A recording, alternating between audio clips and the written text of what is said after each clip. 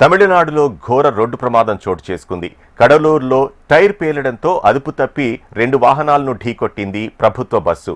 ఈ ఘటనలో 8 మంది మృతి చెందగా పలువురికి తీవ్ర గాయాలయ్యాయి. క్షతగాత్రులను హుటాహుటిన స్థానిక ఆసుపత్రికి తరలించి చికిత్స అందిస్తున్నారు. తిరుచి నుంచి చెన్నై వెళ్తుండగా ఈ ప్రమాదం జరిగింది. సమాచారం అందుకున్న పోలీస్ సిబ్బంది ఘటనా స్థలానికి చేరుకుని సహాయక చర్యలు చేపట్టారు. మృతుల సంఖ్య మరింత పెరిగే అవకాశం ఉన్నట్లు తెలుస్తోంది.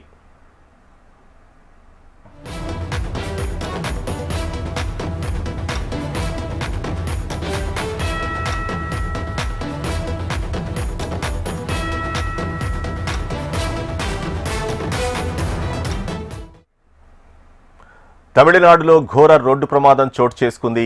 కడలూరులో టైర్ పేలడంతో అదుపు తప్పి 2 వాహనాలను ఢీకొట్టింది ప్రభుత్వ బస్సు. ఈ ఘటనలో 8 మంది మృతి చెందగా పలువురికి తీవ్ర గాయాలయ్యాయి. క్షతగాత్రులను హుటాహుటిన స్థానిక ఆసుపత్రికి తరలించి చికిత్స అందిస్తున్నారు. తిరుచి నుంచి చెన్నై వెళ్తుండగా ఈ ప్రమాదం జరిగింది.